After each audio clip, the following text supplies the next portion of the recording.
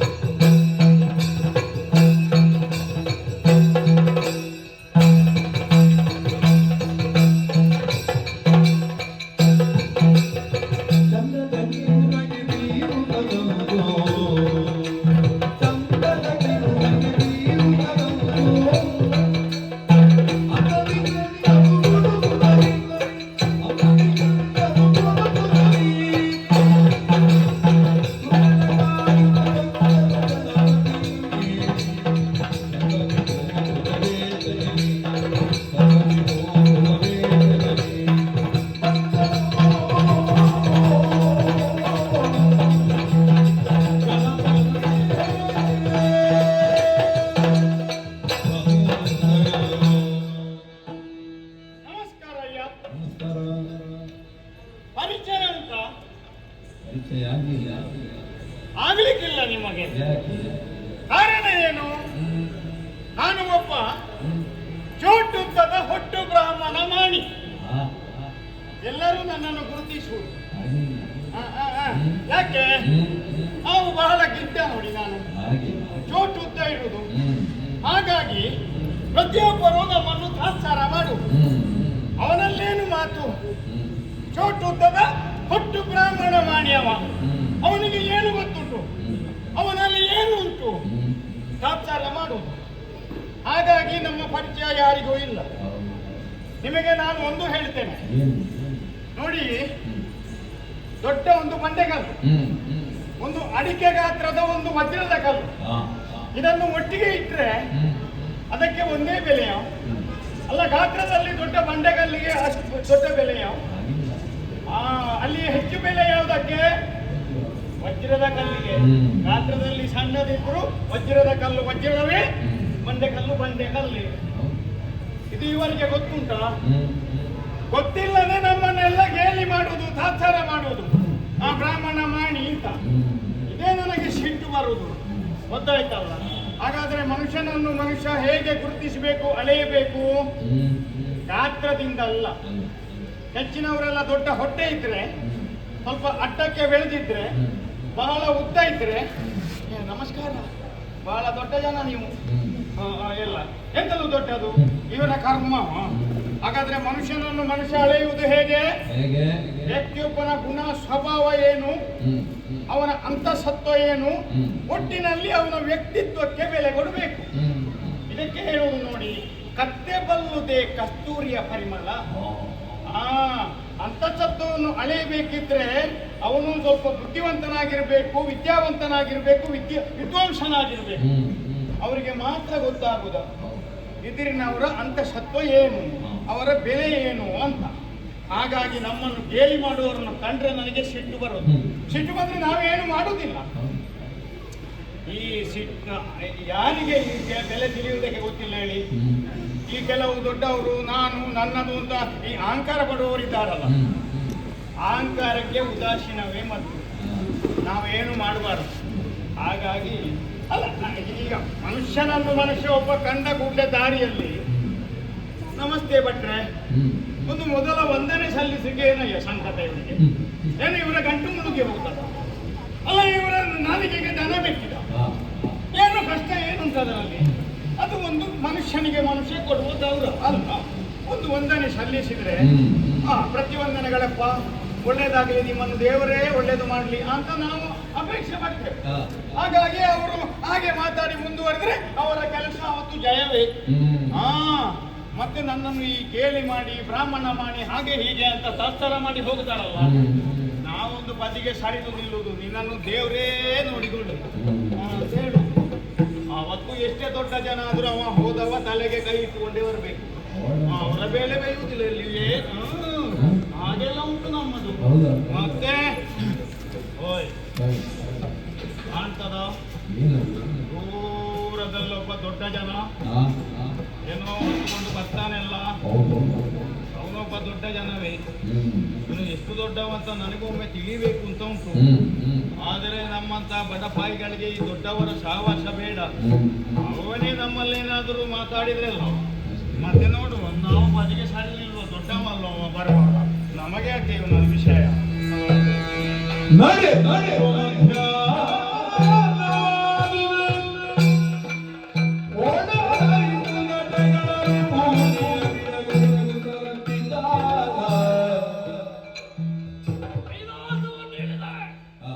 ಭೂಲೋಕದ ಮಾರ್ಗವಾಗಿ ಬಂದೆ. ಒಂದು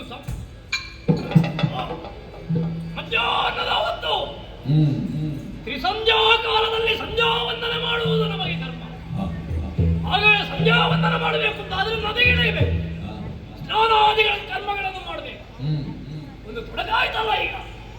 ಪರಮೇಶ್ವರ ಆತ್ಮಲಿಂಗವನ್ನು ಕೊಟ್ಟಾಗ ಹೇಳಿದಾನೆ, ಲಂಕೆಗೆ ಮುಟ್ಟುವಲ್ಲಿಯವರೆಗೆ ಅದನ್ನು ಭೂಸ್ಪರ್ಶ ಮಾಡಬಾರದು. ಮಾಡಿದ್ರೆ ಅದು ಅಲ್ಲೇ ಸ್ಥಾಪನೆ ಆಗುತ್ತದೆ. ಈಗ ಸಂಧ್ಯಾ ವಂದನೆ ಮಾಡಬೇಕು ಅಂತಾದ್ರೆ ಕೆಳಗೆ ಇಡದೆ ಉಪಾಯ ಇದೆ. ಕೆಳಗಿಟ್ಟೆ ಅದು ಮತ್ತೆ ತೆಗೆಯುವುದಕ್ಕೆ ದೇವರ ದಯ ಉಂಟು. ಏನು ಮಾಡುವುದು ಅಂತ ನಾವು ಆಲೋಚನೆ ಮಾಡುದು.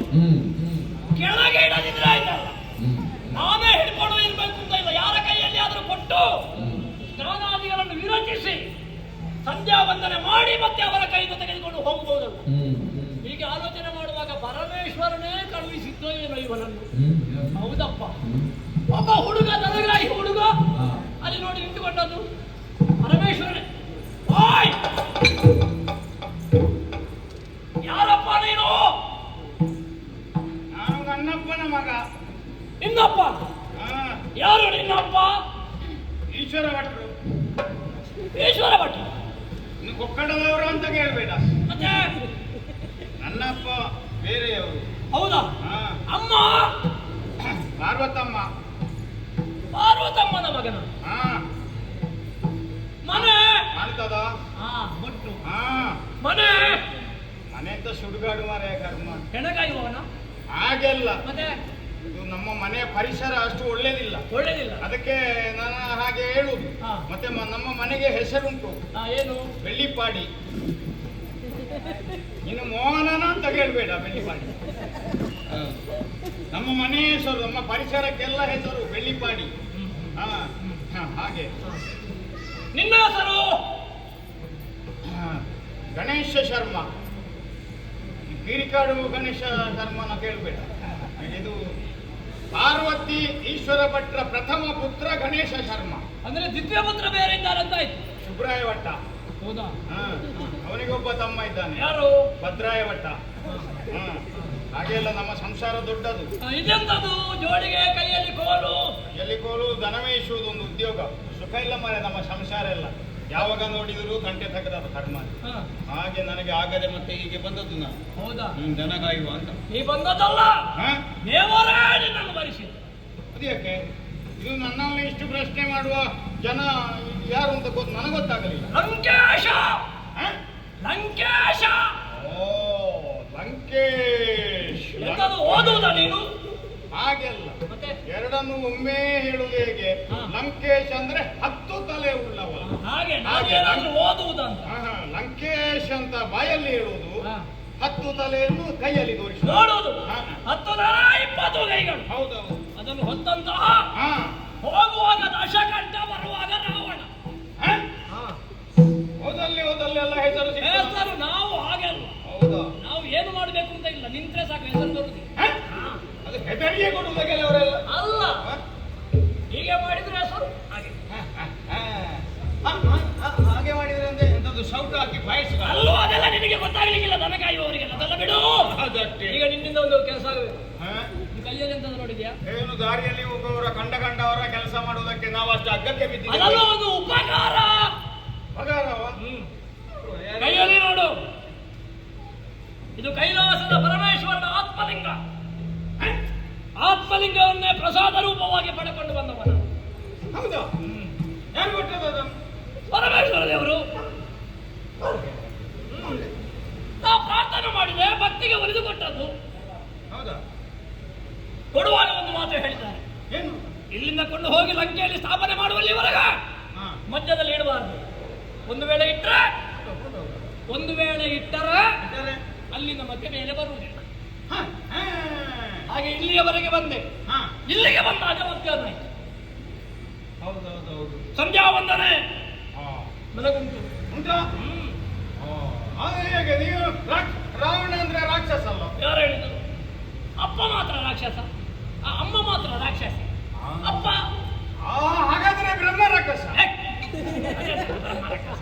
ಅಪ್ಪನಿಂದ ಬ್ರಾಹ್ಮಣ, ಹಾ. ಅಮ್ಮನಿಂದ ಮಾತ್ರ. ನಮಗೆಲ್ಲ ಜಾತಿ ಅಮ್ಮನಿಂದವರು.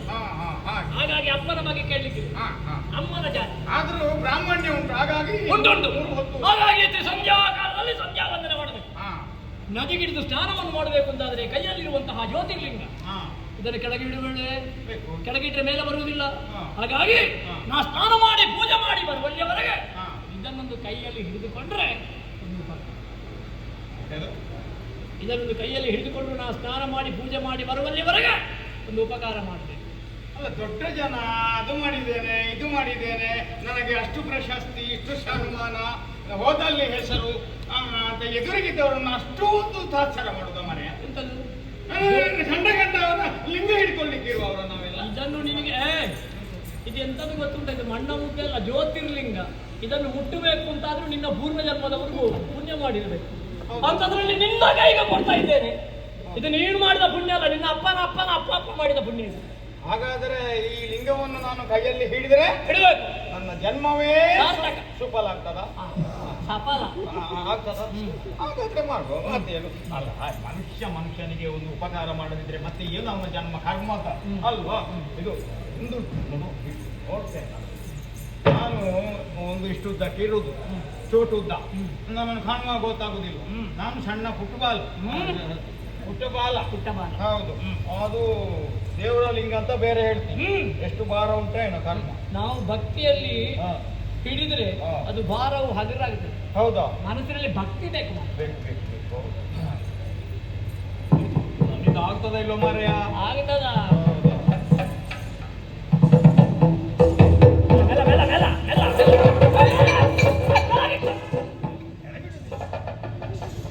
ಹಾಗೆ ನನಗೂ ಭಕ್ತಿ ಉಂಟು. ಏನು ಮತ್ತೆ ದೇವರ ಲಿಂಗ ಅಲ್ವಾ? ಅದು ಇದು ನೀನು ಹೆಚ್ಚು ಸಮಯ ಬೇಡ, ಇಲ್ಲೇ ನದಿಗೆ. ಹೌದು. ನೀನು ಮುಳುಗಿ ಹೇಳುವಾಗ ಹೊತ್ತಾಗ್ತದ ಎಲ್ಲಿಯಾದ್ರೂ? ಇಲ್ಲ, 3 ಸಲ ಮುಳುಗುವುದು, ಸಂಧ್ಯಾ ವಂದನೆ ಮಾಡುವುದು, ಅಲ್ಲಿ ಬೇಗ ಬರ್ತದೆ. ನಮಗೆಲ್ಲ ಹೊತ್ತಿಲ್ಲ, ಒಂದು ಅರೆ ಗಾಳಿಗೆ ಅಷ್ಟೇ. ನಾವೆಲ್ಲ ಕಾಲದ ಮಿತಿಯಲ್ಲಿ ಮುಗಿಸುವವರು. ಹೊತ್ತಿಗೆ ನಾವು ಒಂದು ಮೌಲ್ಯ ಕೊಡುವಷ್ಟು ಯಾವುದಕ್ಕೂ ಕೊಡುವುದಿಲ್ಲ. ನಿನಗಿಂತ ಬೇಗ ನಾ ಮುಗಿಸ್ತೇನೆ. ಮುಗಿಸಬೇಕು ಅಂದ್ರೆ ನನಗೆ ನನ್ನ ದನ ಕಾಯುವುದು. ಆಯ್ತಾ? ಇದನ್ನು ಹಿಡ್ಕೊಂಡಿದ್ರೆ ಹೆಚ್ಚು ಬೇಡ, ಅರೆ ಗಾಳಿಗೆ. 10 ಕಡೆಗೆ ಹೋದ್ರೆ ನೀನು ಮಾತಾಡುವಾಗಲೇ ಸಮಯ ಹೆಚ್ಚಾಗ್ತದೆ. ಹೌದಾ? ನೀನು ಹಾಗಾದ್ರೆ ಬೇಗ ಬಾ. ಬೇಗ ಬೇಗ. ಇದು ಮತ್ತೆ ನಾನು ತಡ ಆದ್ರೆ ಕರೆದೇನು? ಕರೆಯುವುದು ಎಷ್ಟು? ಕರೆದ ಕೂಡಲೇ ಬರಬೇಕು. ಎಷ್ಟು ಸಲ ಕರೀತಿ? 1 ಸಲ ಕರಿತೇನೆ, 2 ಸಲ 3 ಸಲ ಕರೆದಾಗ 3 ಎಲ್ಲ ಬೇಕು ಅಂತ ಇಲ್ಲ. ನೀ ಒಂದು ಇಲ್ಲದಿದ್ರೆ 2, ಅದರ ಒಳಗೆ ನಾ ಬರ್ತೇನೆ. ಸರಿ, 2:15 2:45 ಆಗುವವರೆಗೂ ಸಹಿಸ್ತೇನೆ. ಅಷ್ಟೆಲ್ಲ ಇಲ್ಲ, ಒಂದೇ ಗರಿಷ್ಠ. ಅದಕ್ಕಿಂತ ಹೆಚ್ಚು ಹೋಗ್ಲಿಕ್ಕಿಲ್ಲ. ಮತ್ತೆ ಇದು 2, 3 ಅಂತ ನಿಜವಾಗಿ 2:15ಗೆ ಮುಗಿಬೇಕು. ಅಲ್ಲ, 3 ಆದವರಿಗೆ 6 ಆಗ್ಲಿಕ್ಕೆ ಮತ್ತೆ ಎಂತ ಉಂಟು? 1ರಲ್ಲಿ. ಸರಿ, ಬೇಗ ಬೇಗ. ಯಾರದೆ? ಕೆಳಗಿಡಬೇಡ. ಸಮಯ ಹೇಳಿದ್ವು ಮುಗಿಬೇಕು. 2:45 ಆದ್ರೂ ತೊಂದರೆ ಇಲ್ಲ.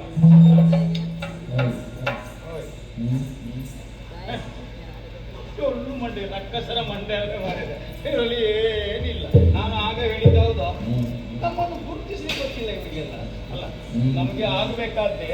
ಹಾಗಾಗಿ ರಾವಣ ಏನಿಲ್ಲ, ನನಗೆ ಇದ್ದದಷ್ಟೇ. ಭಾರ ಆಗ್ತದೆ, ಬಾ. ಹೋಗುತ್ತಿದ್ದಾರೆ.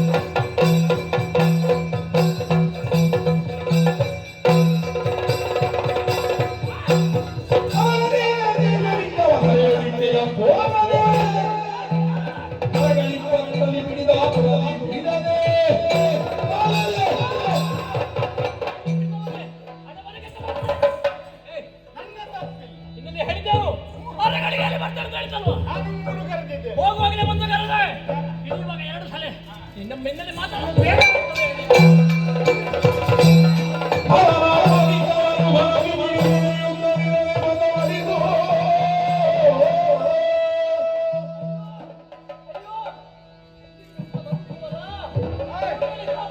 ಓಯ್, ಪ್ರಕಾಶ, ಅದು ಎಂತದು? ಹಾಗೆ ನೀನು ಎಷ್ಟು ಬಲದಿಂದ ಹೇಳಿದ್ರು ಬರ್ಲಿಕ್ಕೆ ಅದು ಗೆಣಸಿನ ಗೆಡ್ಡೆ ಅಂತ ಗ್ರಹಿಸಿದ್ಯಾ?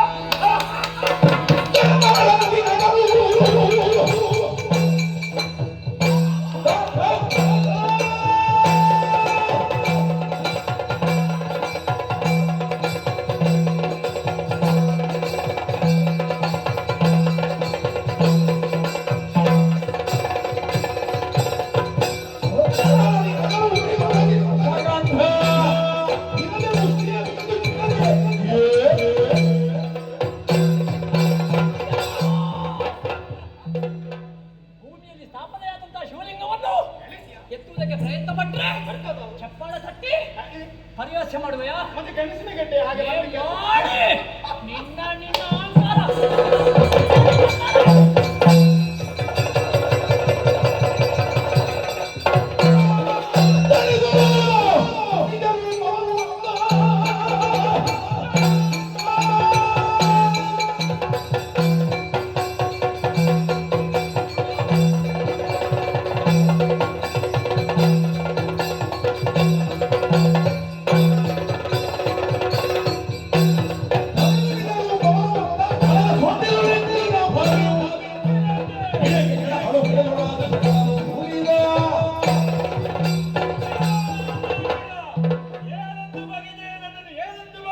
ವಿಘ್ನೇಶ್ವರ! ಸಾಮಾನ್ಯ ಒಬ್ಬ ವಟು ಎನ್ನುವ ಕಾರಣಕ್ಕೆ ಬೇಕಾಗಿ ಕಿವಿಯಲ್ಲಿ ಹಿಡಿದು ಅಗಸಕ್ಕಿಲ್ಲದೆ ಸರಿಯಲ್ಲ.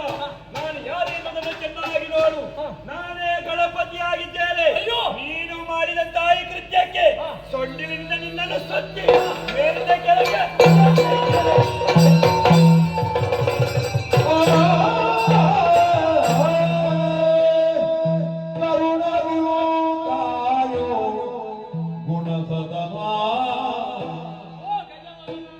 ನಿನ್ನ ನೆರೆ ನಂಬಿಕರ ಮುಗಿಯುತ್ತಿರುವೆ ಗಜವನ ನಿನ್ನ ನೆರೆ ನಂಬಿಕರ ಮುಗಿಯುತ್ತಿರುವೆ ಗಜವನ ಅವಿ ಅವಿ ಅಪರಾಧಗೈದೆ ಅವಿ ಅವಿ ಅಪರಾಧಗೈದೆ ಎನ್ನ ಅರಿವು ಬಂದಿತು ತಂದೆ ನಿರತಗೀರಿದೆ ಕರುಣಾಯಿಂದ ಯೋಣಮವನ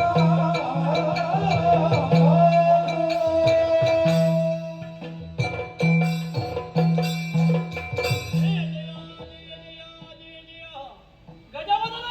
ಸಹೋದರ ವಿಘ್ನೇಶ್ವರ! ಓ ವಿಘ್ನ ವಿನೋದ! ನೀನು ವಿಘ್ನ ವಿನೋದನೂ ಹೌದು, ವಿಘ್ನ ವಿನಾಶಕ್ಕೂ ಹೌದು ಪ್ರಭು. ಬಂದಂತಹ ಒಟ್ಟು ನೀನು ಅಂತ ಗೊತ್ತಿರಲಿಲ್ಲ. ನಾ ಪೂಜಿಸುವಂತಹ ಜ್ಯೋತಿರ್ಲಿಂಗ ಅದನ್ನು ಭೂಮಿಯಲ್ಲಿ ಇಟ್ಟ ಅನ್ನುವ ಕಾರಣಕ್ಕೆ ಬೇಕಾಗಿ ನಿಮ್ಮ ಅಯ್ಯನ ಮೇಲಿದ್ದಂತಹ ಭಕ್ತಿಯೇ ಕೋಪವಾಗಿ ಅವನ ತಲೆಯನ್ನು ನಾ ಮೊಟಕ್ಕಿದ್ದು ಹೌದು ಪ್ರಭು. ಆದ್ರೆ ನೀವೇ ಆ ಮಾರು ವೇಷದಲ್ಲಿ ಬಂದವ ಅಂತ ಗೊತ್ತಾಗಲಿಲ್ಲ ಪ್ರಭು. ಸೊಂಡಿಲಿನಿಂದ ನೀನು ನನ್ನನ್ನು ಹೊರಗೆ ಅಪ್ಪಾಡಿಸಿದ್ರು, ನನಗೆ ನೋವಾಗಿಲ್ಲ ಪ್ರಭು. ಆದ್ರೆ ಬಂದಂತಹ ನೀನು ಯಾರು ಅಂತ ಗೊತ್ತಾಗದೆ ನಿನ್ನ ಮೇಲೆ ಪ್ರಹಾರ ಮಾಡಿದೆ. ಅಮ್ಮನ ಆಸೆಯನ್ನು ಪೂರೈಸುವುದಕ್ಕಾಗಿ ನಿನ್ನ ಅಯ್ಯನ ಜ್ಯೋತಿರ್ಲಿಂಗವನ್ನು ಕೊಂಡು ಹೋಗುವಾಗ ಆ ಜ್ಯೋತಿರ್ಲಿಂಗ ಯಾವ ಕಾಲಕ್ಕೂ ಭೂಮಿ ಸ್ಪರ್ಶವಾಗಬಾರದು, ಅದು ಲಂಕೆಯನ್ನು ಸೇರಬೇಕನ್ನುವ ಕಾರಣಕ್ಕಾಗಿ ಹಾ. ನಾವು ಮಾಡಿದ ಪ್ರಯತ್ನ ಪ್ರಭು, ಆದರೆ ಅದು ವಿಫಲವಾಯಿತು. ತಾಯಿ ಆಶೆಯನ್ನು ಪೂರೈಸುವುದಕ್ಕೆ ಸಾಧ್ಯವಾಗಲಿಲ್ಲ. ನಾವು ಮಾಡಿದಂತಹ ಪ್ರಯತ್ನ ನೀರನ್ನೇರಿಟ್ಟ ಹೋಗದ ಹಾಗಾಯಿತು. ನನ್ನಿಂದ ಅಪರಾಧವಾಯಿತು ಪ್ರಭು, ಕ್ಷಮಿಸು. ಎಂದು ನುಡಿದು ಖರ ಹೊತ್ತಿಗೆ ಅಂದು ನೀನು ಗಜಮುಖನು ಬೇಡಿದ ಮುಂದೆ ನೋಡದು ಚಂದ್ರಶೇಖರನಾತ್ಮಲಿಂಗವನು ಮುಂದೆ ನೋಡದು ಚಂದ್ರಶೇಖರನಾತ್ಮಲಿಂಗವನು ಕೃತಿಯಿಂದಲಿದೋ ಹೊಸತೊಂದು ಕ್ಷೇತ್ರನಾಗಿರಲು ಸುರವೃಂದವನ ಗೋಕರ್ಣವೇ ಸುರವೃಂದವದ ಗೋಕರ್ಣವೇ ಹರಿಯೆಲ್ಲನಗ ಹರನ ಅಂದುಲಿದು ಗಜಮುಖನು ಬೇಡಿದ